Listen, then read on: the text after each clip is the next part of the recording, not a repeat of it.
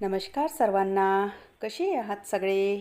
मस्त आहात ना? आशा करते तुम्ही सगळे आनंदात असाल. तुम्हा सर्वांचं अगदी मनापासून स्वागत आहे आपल्या चॅनलवरच्या आजच्या या व्हिडिओमध्ये. तर सकाळपासून केलेली आहे आजच्या व्हिडिओला सुरुवात. स्वयंपाक वगैरे सगळा आटोपला. सगळा म्हणजे आज सासूबाईंपुरता स्वयंपाक बनवायचा होता, सकाळ आणि सायंकाळचा. कारण मी चाललेली आहे माझ्या माहेरी. तर तिकडून मग यायला मला उशीरच होतो, कारण दिवसभराचं जाणं येणं असतं, तर बोलता चालता सगळा उशीर होतो. तर म्हणून मग दोनही टायमाचा त्यांच्यासाठीचा स्वयंपाक मी बनवून घेते. तर चला, आजची सुट्टी होती आणि आज चाललोय आम्ही माझ्या माहेरी. सकाळी जाऊन रात्रीपर्यंत वापस यायचं आहे. रात्रीला थोडासा उशीर होईल, कारण मग असं मलाही जायला मिळत नाही आणि तिथे थांबायला मिळत नाही. तर त्यामुळे मग सकाळी तर लवकर निघणं होत नाही, कारण घरचं सगळं आवरसावर करूनच निघावं लागतं. तर त्यामुळे सकाळी थोडासा उशीरच होतो, पण यायलाही उशीरच होतो. कारण मग म्हणजे बघा, जेवण खावण वगैरे झालं, सगळ्यांशी बोलता चालता दिवस कसा जातो ना तेच कळत नाही. आणि त्यामुळे मग रात्री जेवण खावण करून वगैरे निघालं की थोडासा उशीरच होतो. तर आजच रिटर्न यायचं आहे रात्रीपर्यंत. तर चला, आता जास्त काही बोलत नाही, निघायचं आहे. आणि तिकडे गेली की तिकडचं शूट केलं की तुमच्याशी शेअर करणार. चलो, बाय. तर सगळं आवरसावर करून 10:30च्या दरम्यान आम्ही निघालो. आणि आदल्या दिवशी विचार केला होता की सकाळी थोडंसं लवकरच निघायचं, म्हणजे 9, सव्वा 9च्या दरम्यान घरून निघून जायचं म्हणून. पण घरातले सगळे कामं वगैरे करेपर्यंत, सगळं आवरसावर करेपर्यंत ना उशीरच झाला, म्हणजे 10:30 झाले. आणि त्यानंतर मग निघण्याची आमची तयारी सुरू होती. त्यांचं ना काही सामान होतं माझ्याकडे, म्हणजे माझ्या माहेरच्या लोकांचं काही सामान होतं. मागे माझा भाऊ आलेला होता, तर त्यांनी काही सामान घेतलेलं होतं. तर त्यावेळेला ते सामान काही तो घेऊन गेलेला नव्हता. आणि त्यानंतर मग आम्ही तिकडच्याच परिसरामध्ये एका कार्यक्रमाला गेलेलो होतो. त्यावेळीसुद्धा आम्ही हे सगळं सामान घेऊन गेलो होतो. तर ननदबाईच्याच घरी खूप उशीर झाला, त्यामुळे मग त्यांच्या इथे काही जाणं झालं नाही. तर पुन्हा आणखी ते जे सामान आहे तर ते आम्ही रिटर्न घेऊन आलेलो. तर ते सामान सगळं त्यांचं घेतलेलं. आणि त्यानंतर आमची जी तयारी आहे, म्हणजे जो प्रवास आहे तर तो सुरू झालेला. तर चला, खूप दिवसाच्या नंतर एका दिवसासाठी तरी का होईना, पण आज मी चाललेली आहे माझ्या माहेरी. आणि आता ना बरेच दिवस झाले, म्हणजे तिथे थांबायला काही जमत नाही. कारण घरी सासूबाई वगैरे असतात आणि त्यांच्याने मग त्यांचं वगैरे म्हणजे स्वयंपाक पाणी वगैरे आहे, तर त्यांच्याने काही जमत नाही. तर त्यामुळे मग म्हणजे फारसं माझं काही थांबणं तिथे होत नाही. तर चला, मस्त छान आमचा जो प्रवास आहे तर तो चालू आहे. आणि आमच्या नागपुरातून माझं जे माहेर आहे तर ते अगदी जवळच आहे, खूप काही लांब नाही. 40-45 किलोमीटरच्या अंतरावर असतं. आणि जेव्हा बघा आपण शहरातून गावाकडच्या भागांमध्ये येतो, इतकं छान शांत वातावरण आणि इतकी मोकळीक दिसते, आणि इतकी म्हणजे या वातावरणामध्ये इतकी शांती असते ना, खरंच इतकं छान वाटतं या वातावरणामध्ये. तर चला, तुमच्याशी बोलता बोलता माझं जे गाव आहे तर तिथे आम्ही येऊन पोचलेलो. आणि आमच्या गावातील अगदी बसस्टॉपवरच ही ना हनुमानांची इतकी भव्य आणि इतकी मोठी मूर्ती आहे. आणि अगदी आमच्या गावाची ही ओळख म्हटलं तरी चालते. अगदी हायवेवर आहे आणि आमचं घरसुद्धा हायवेवरच आहे. तर चला, येऊन पोचलो आहे घरी. जेवणं खाणं सगळं आटोपलं आणि त्यानंतर मग दुपारची इथे मुलांसोबतची मजामस्ती चालू आहे. आई काही घरी होती नाही, आई गेलेली होती एका कार्यक्रमाला. तर तिला यायला थोडासा उशीर होता. जेवणं खाणं सगळं आटोपलं आणि त्यानंतर मग इथे माझ्या भावाचा हा मुलगा आहे, तर त्याच्यासोबत बघा इथे मजा मस्ती आपली ना अशी काय काय चालू असते. आणि त्यानंतर मग सायंकाळच्या वेळेला ना मुलांना जायचं होतं शेतामध्ये. अगदी घराच्या मागेच आमचं शेत आहे. तर सायंकाळचं जे वातावरण आहे तर ते इतकं छान झालं होतं. आता बघा, रोजच्यासारखं आकाशामध्ये ना ढगाळी वातावरण होतं आणि हलका हलका वारा सुटलेला असतो आणि इतकं छान वाटतं. तर सानू म्हणाली की मम्मा चल आपण शेतामधून येऊ म्हणून. आणि अगदी घराच्या मागे शेत आहे आमचं. तर त्यामुळे फारसं काही असं खूप लांब जावं लागत नाही. तर सगळ्या मुलांना घेऊन इथे आलेलो आम्ही शेतामध्ये. आणि आल्या आल्या इथे ना छान छोटे छोटे जे आंबाडीचे झाडं असतात, तर ते आंबाडीचे झाडं मला दिसले. आणि तिथूनच बघा कढीपत्ता वगैरे मला आणायचा होता, कारण घरचा जो कढीपत्त्याचा झाड आहे तर तो खराब झालेला होता.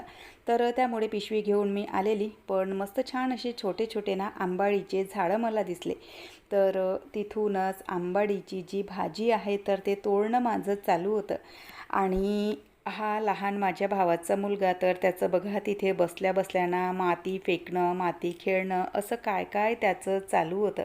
आणि बाकी जी सगळी मंडळी आहे तर त्यांचं शेतामध्ये इथे खेळणं चालू होतं.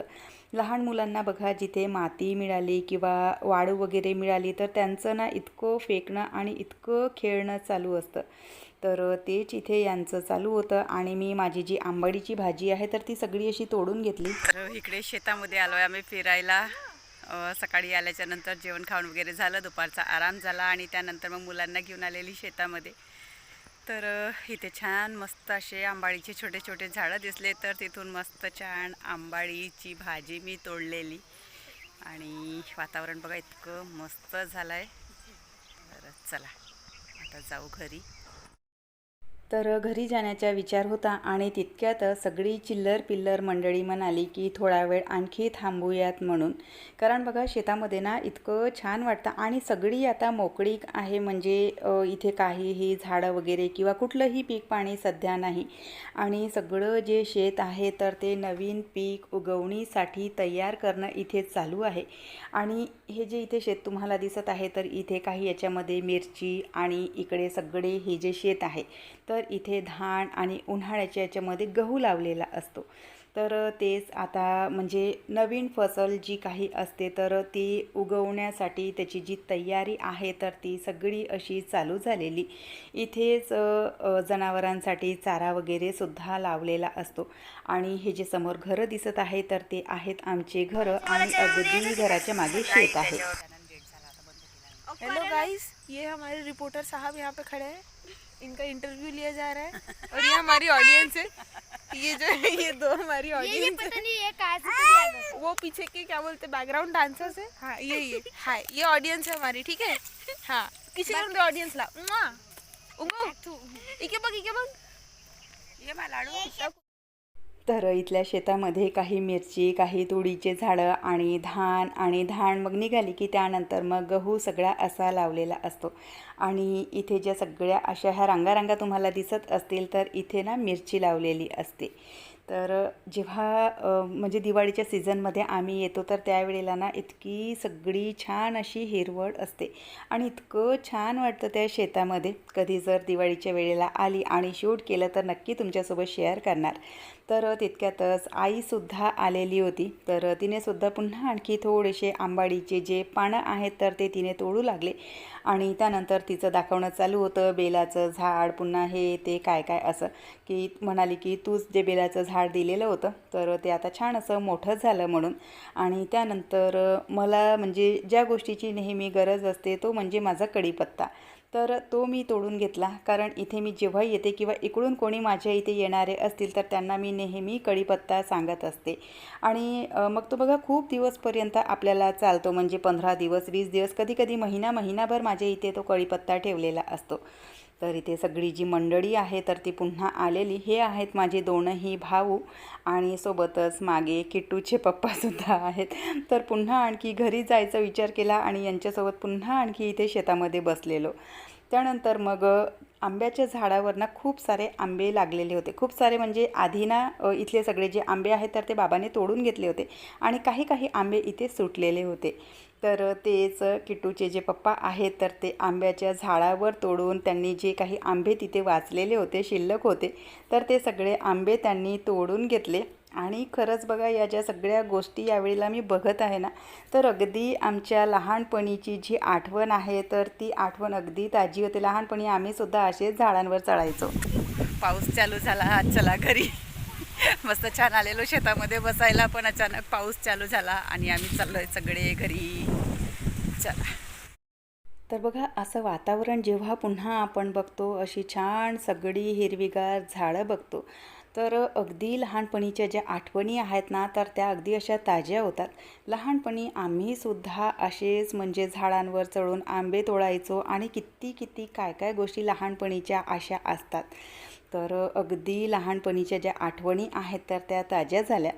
तर चला, शेतातून आलेलो घरी आणि घराच्या समोर तुम्ही बघू शकत असाल इतकी छान अशी मोकळीक आहे आणि सगळं असं मोकळं जे आवार आपण म्हणतो तर ते आहे आणि इतकं छान वाटतं इथे. पण अनफॉर्च्युनेटली ना या वातावरणात मला जास्त राहायला काही मिळत नाही.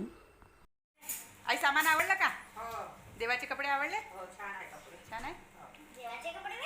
तर 2 दिवसाच्या आधीच मी ना आईसाठी म्हणजे आईच्या इथल्या मंदिरसाठी देवाचे जे कपडे आहेत तर ते बनवलेले होते आणि तिला पुन्हा आणखी पूजेचं काही सामान हवं होतं तर तेच मी तिच्यासाठी घेऊन आलेली.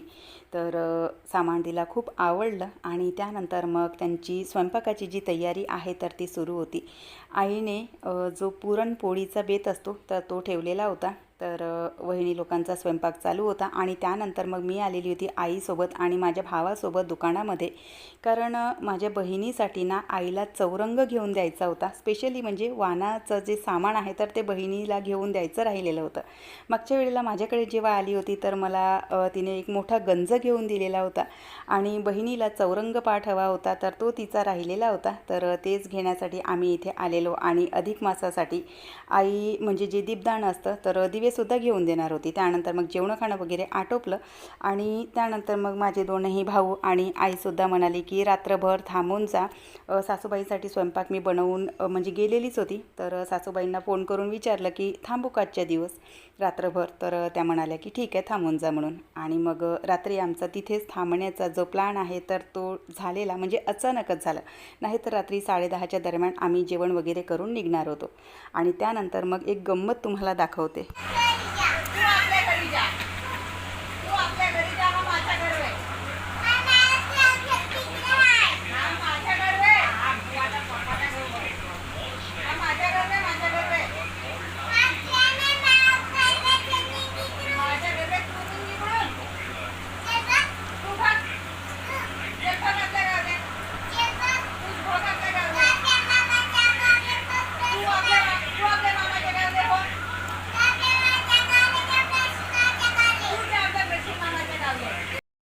तर बघा लहान मुलांचं किती असतं ना की हे माझं घर आहे, तुझं घर नाही. तर तेच ही आहे माझ्या भावाची मुलगी आणि तिचं माझ्यासोबत भांडणं चालू होतं.